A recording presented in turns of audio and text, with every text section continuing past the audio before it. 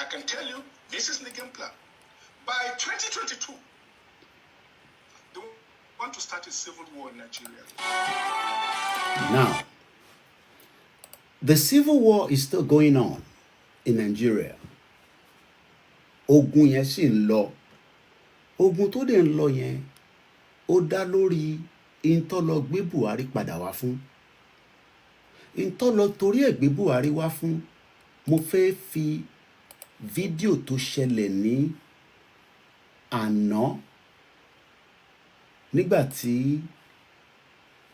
Malafia died around 2021, if I'm right. At the age of 64, he died. We know the reason why Toshipa. And I want